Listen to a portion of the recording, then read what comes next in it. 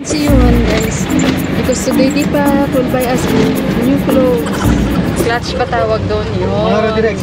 Kaso minsan napapagalitan talaga kami kasi pag nadakip sila, sampalin talaga sila. Sabi ko sampalin dito sa bahay, siya yung may-ari nito dito.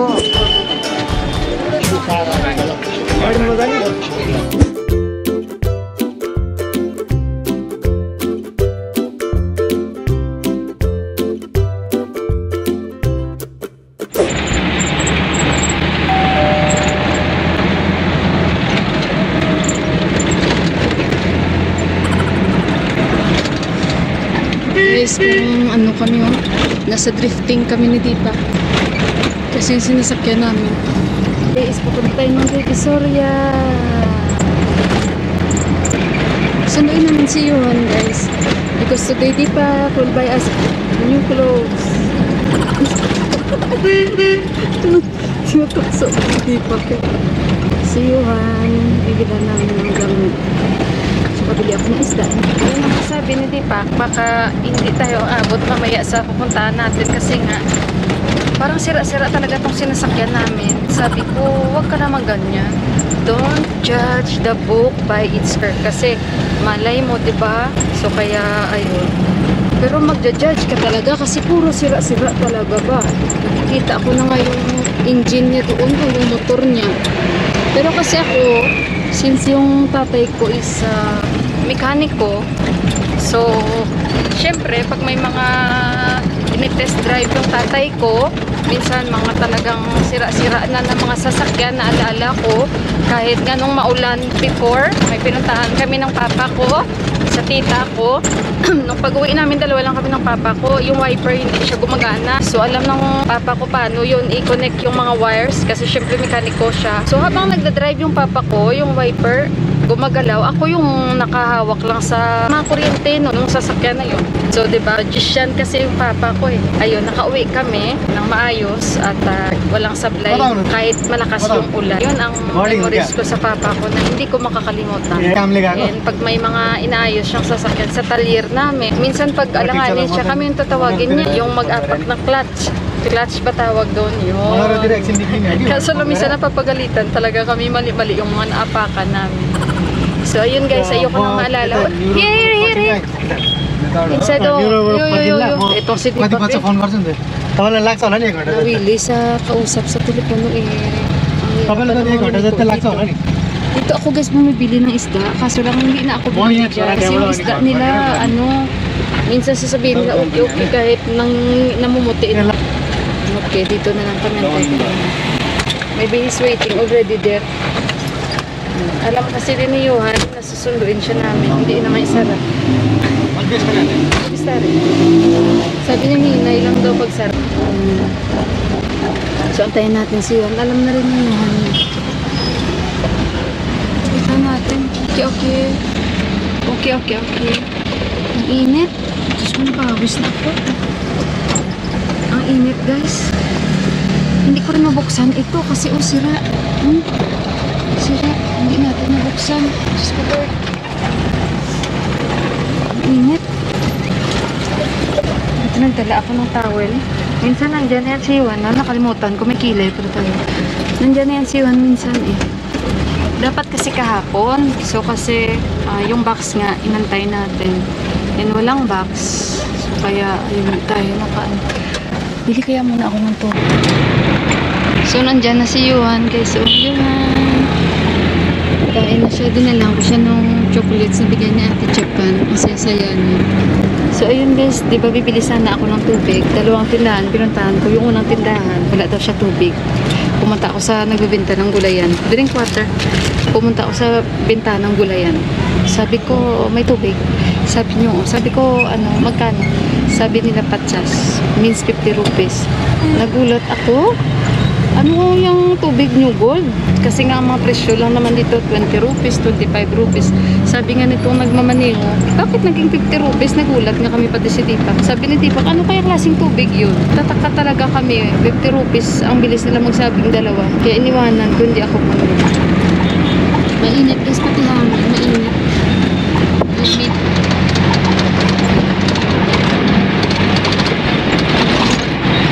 Traffic guys, traffic. Kami yan dito na kami sa Divisoria. Inom muna kami dito. Sa akin, niyog ang inumin ko. Ang sila ni Tita Orange. What is that you choose? Orange? What? Mandarin daw. Mandarin sa kanila. So, inom muna tayo dito. Kasi ang init. Sabi nga ni Tita, ano ato? Taray? Sobrang init. Nakita ako guys, dalawa sila. Siguro ano yun, pagpakiter. Nadakip sila, grabe paghawak sa kanila. Kawawa yan sila guys pag nadakip. Kaya dito bihira, may mga ganyan. Kasi pag nadakip sila, sampalin talaga sila.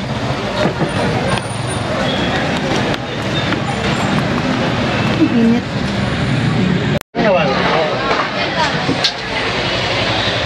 And ako ko na.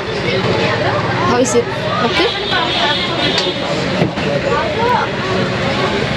Pure. Ito si Yuan. Ano naman si Yuan? Coconut.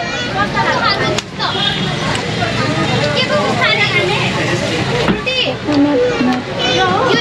It's a giant nut, but if you eat too much, you get very fat. Where is going? Napipilian niya. Let me try anak. Let me try. We don't want. Ganyan si Yuan guys. Ayaw niya may nag-share sa kanya ng straw. At least pure. Masarap ah. Straw. Ayan. May laman ang kanyang coconut.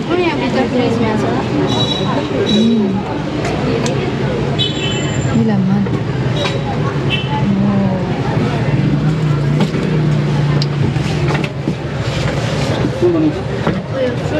Dami laman ang kanyang niyog.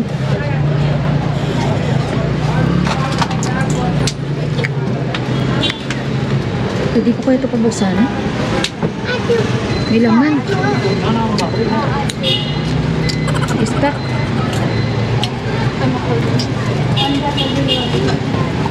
Wala, may laman.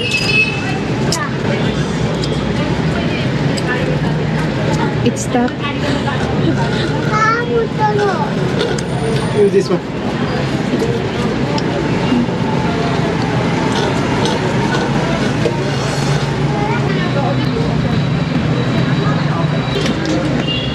Tapos na guys. We are not in Hawaii. Hindi siya masyadong matamis. Magulang.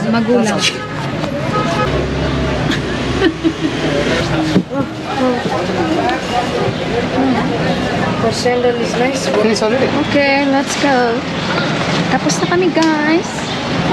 Ayan. Medyo magulang. Wait. Kasi magpili-pili tayo dito ng mga damit. May mga damit kasi bili tayo ng pang summer.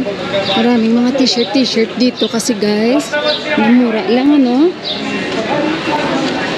Pero huwag ka nang mag-expect syempre sa quality. Yan yung mga short sila.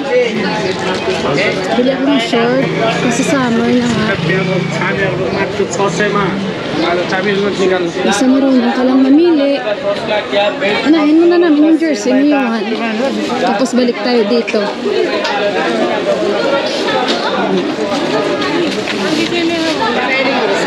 Kasi guys, kung mag-malling kayo dito, ang mahal. Kaya mas maganda yung dito kasi mura na. Marami ka nang mabibili.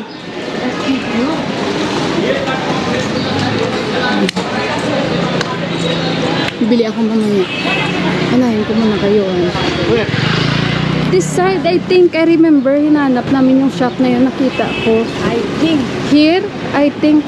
So, kasi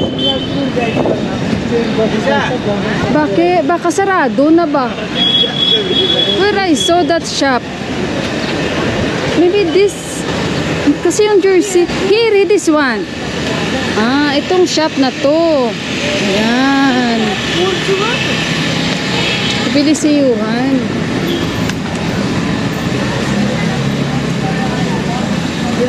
Anak ko. Ayan, no?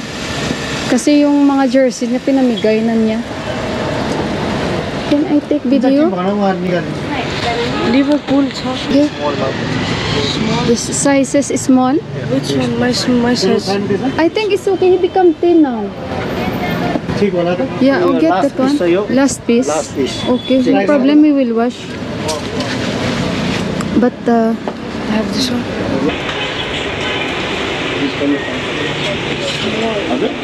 This was small. Small. so guys, tapos na kaming bumili. Busy ako. Alam niyo ba si Tipak, muntik pa makakita ng away. Kasi tamad yung tinatanungan namin. Parang wala siyang gana magsabi ba. Kaya sabi ni Tipak, ano bang mga tinuturo mo? Saan kami aakyat? Kasi nga ang hirap nga dito, di ba? So imimet namin si Prasanbay. Mamaya tayo mag-haul sa binili ko na pantulog.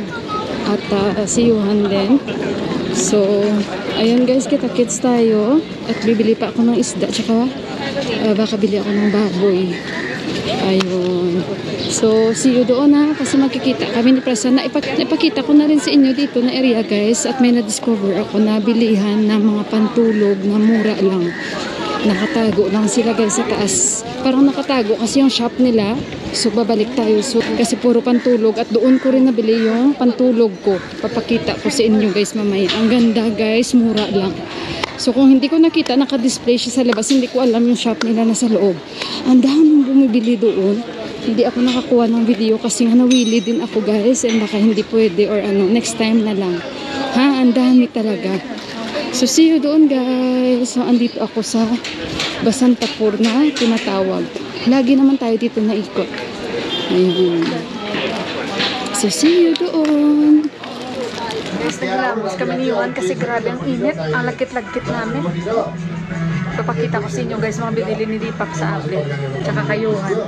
Minsan lang naman kami bumili guys. Hindi naman kami lagi bumili. Ngayon na kami bumili. Si Deepak ang bumili kasi yun sabi niya bilhan na kami. Kaya lang kami ng order namin. Ano ba kung makakain? Ang kausap nila ni Prasanbay, siya yung may-ari nito dito. So, may kapatid siya, nakukonfuse ako. May music guys, baka mag-CPR ako dito. Mamaya ulit. Guys, ayun, magpuragaba guys. Nahanap namin. Sino ba ang maamoy dito? Tawanan na lang kami. Grabe talakas na. No smell in the toilet. So you go. Guys. Nag-ano kami guys. Sino may amoy ka? O guys, kahit siya hinahanap niya, saan yung amoy? Sabi niya sapatos daw. Sa taas siguro kasi mayroon dito guys na pag kumain ka, barin mo yung sapatos. Lipat kami. Prasanbay. Tawa namin guys. Ang baho talaga guys. Grabe ang lakas. Ayan o. Tawa na lang kami talaga. Yung baho talaga guys. Unang-una kala na pizza niyo. Hindi pala. Ay, Diyos ko.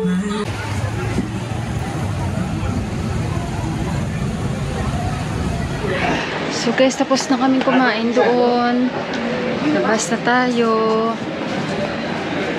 Bili lang ako ng isda. Bili muna kami ng bonum cha. May favorite kasi kami ni Johan. Medyo hapon na. 5:30 na pala. Kabilis ng oras.